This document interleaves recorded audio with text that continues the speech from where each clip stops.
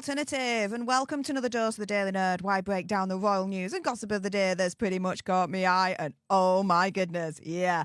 Let's get into this gloriousness, shall we? So, Piers Morgan has recently ridiculed our Megxie, and he did a tweet and shared this little clip from his show, Piers Morgan Uncensored, which is on YouTube, so do check him out. And he says, did you think when they left to find freedom that it would constitute flogging dog biscuits? So, yeah, he's questioning Megxie's latest business venture, her launching dog biscuits and raspberry jam over the weekend, trying to, as far as I'm concerned, overshadow Princess Catherine's return. And, yeah, let's play this little clip here because this is fun. When you have major international celebrities like this guy, what's his name? So major that you're having to find his name. Nacho, the polo player, yeah. Yeah. Firstly, ridiculing who she's using to try and flog her dog biscuits and raspberry jam. Basically, she's using Nacho, who's a big, massive player in the polo world. He's basically being described as the David Beckham equivalent. However, unless you're in the polo world, no one knows who he is, and that's the majority of people. So he's pretty much ridiculing Megxie there, but let's continue because there's more ridicule. Apparently massive in the polo world. But he shared images on the day this was all going down as a big reset for the royals of Meghan Markle's, he's a close friend of Harry from polo, Nacho Figueras, sharing images of jam and dog biscuits that he'd been sent by Meghan Markle from her new company. We're down to dog biscuits, Tessa. I mean, we're down to dog biscuits. It's like she's that desperate to try and make money. We're down to dog biscuits, guys. I honestly don't really care that much anymore about what these two do. But when they're flogging dog biscuits as the Duke and Duchess of Sussex, get this? Does a little part of you not go, oh dear, this is getting very tacky? Ho, ho, ho! So when you're trying to flog dog biscuits as the Duchess of Sussex, Meghan, the Duchess of Sussex, this is getting very, very, very tacky now. Oh, Piers Morgan ridiculing Megxie, calling her very, very, very tacky. I am all here for Piers Morgan's shade. Now, he's got this guest on, and I'm actually going to let you guys hear her in a moment because she says a lot of things that, I got the receipts. I'm going to debunk her right now. Yes, I'm going to debunk another Megxie fan. Here we go. Oh, we're going to have fun with this, guys. To me, as a man of considerable wealth, Piers, that you aren't aware that in Fortnum & Mason you can buy organic honey retailing at £20, peddled by the Duchess of Cornwall, otherwise known as Kate, who you revere. It's double standards to call out. Where does the money go from that? The money goes straight back into the coffers of the Duchy of Cornwall, incidentally. Doesn't go to the royals. I'm so sorry, but the Duchy of Cornwall belongs to the Duke of Cornwall, who voluntarily pays income tax on the profits made by the Duchy. They don't pay corporation tax. They don't pay capital gains. It's run on completely different rules. Incidentally, and they're given a massive state advert on Saturday. Oh, William, let's just Google him. Oh, yeah, and he sells jam. Harry and Meghan have to take every little moment they can, clutching at straws, because they're subject to the entire heft of the American tax system, and they don't have a state parade funded by us in which to tout their wares. Do you think I can't believe you're indignant. Do you think when they left to find freedom, that it would constitute flogging dog biscuits? Well,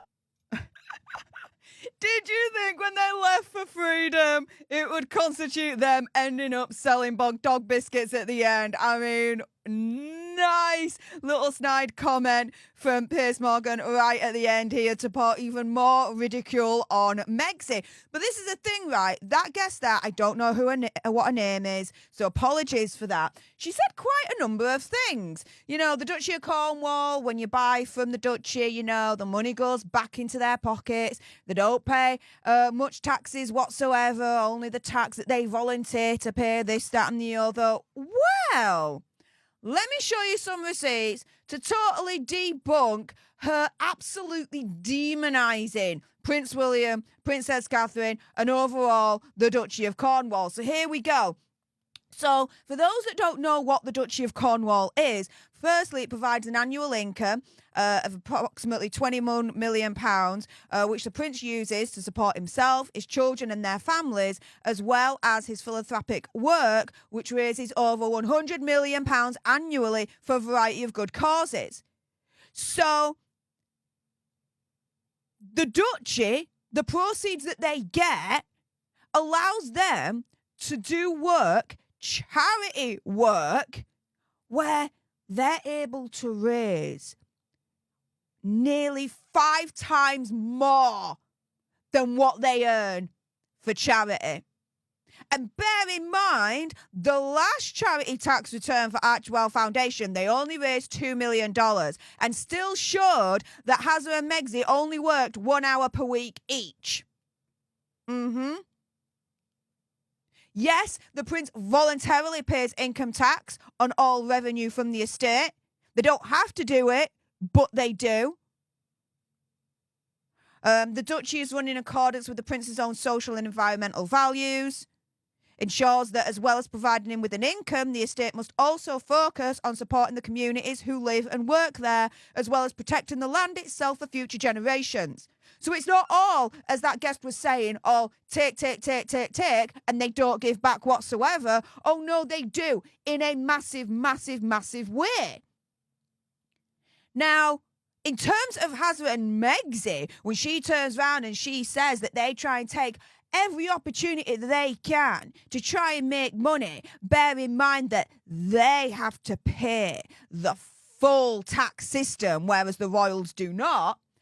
Well, let's put it this way, guys. According to this blind item from crazydaysandnights.net, that guest may actually be ill-informed, because this was just a couple of days ago on June the 17th, on Monday this year.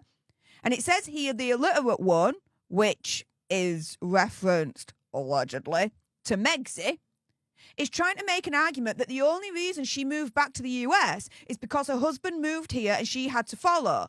So should be exempt from paying taxes like he is.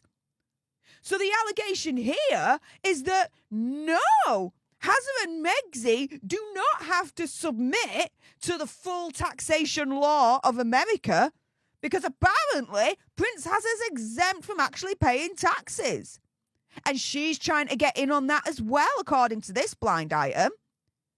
But not only that, but hey, look at this. They have approximately 11 companies that they have built up, they have created, that are based in Delaware.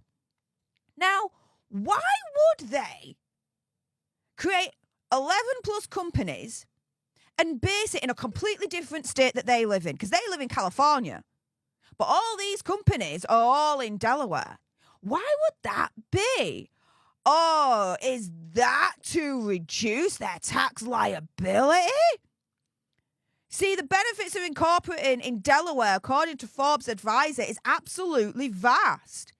As the most famous reason they write that Delaware has attracted the eye of corporations across the world is the lenient taxes imposed by the state. Corporations registered in Delaware that do not do business in the state do not pay corporate income tax. Delaware also does not have sales tax, investment income taxes, inheritance taxes, or personal property taxes. While companies do have to pay a franchise tax to register in Delaware, this can be pennies, a fraction, compared to the income tax other states, such as California, would charge. Nationwide companies that do conduct business in Delaware can still skirt the in-state income tax by establishing subsidiary or shell companies that hold various intangible assets but do not directly run business operations. So here, by them registering 11 plus companies in Delaware, they get to avoid paying corporate income tax, sales tax, investment income taxes, inheritance taxes, personal property taxes. The only thing that they've got to pay is a franchise tax, which could be pennies.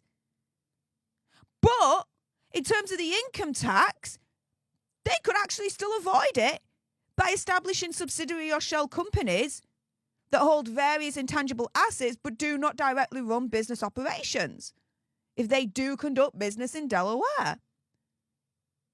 So for this lady here to turn round and say, well, the Duchy of Cornwall, they only have to pay, income tax, and it's only voluntary, this, that, and the other, and they get to avoid paying all the other taxes, blah, blah, blah. Whereas Hazza and Megxi, they are held to the full extent of the US tax law over in America, and they have to pay all the taxes in the world. Yeah, lass, do your homework, because that is not the case whatsoever. And again, if this blind item is to be believed, Hazard doesn't have to pay any tax whatsoever. And Meg's trying to get on board with that to try and argue that she should be the same as Hazard. Oh, my goodness. So, not only is Piers Morgan in this clip absolutely opinion conspiracy theory, whatever, ridiculing Megxi, but at the same time, I get to debunk another Megxi supporter. Fun times indeed, guys. Fun times indeed. With that being said, if you appreciated this video and you want more, and believe me, of course, there's going to be more, then make sure you subscribe to join our Alter Nerd tribe, because I'll be honest with you, help us now get to 1 million so we can also get that gold play button right there and hopefully cause a Meghan Markle meltdown on Instagram. Like, share, comment down below your opinion, conspiracy theories, whatever's. Also, as well, if you've got some very strong opinions about Piers Morgan ridiculing Megxi and me debunking yet another Megxi supporter, and I bet you do, then make sure you send me a super thanks. It's just below this video right here. We can have a conversation about this because it does guarantee a response from me. And until the next time, you guys, laters.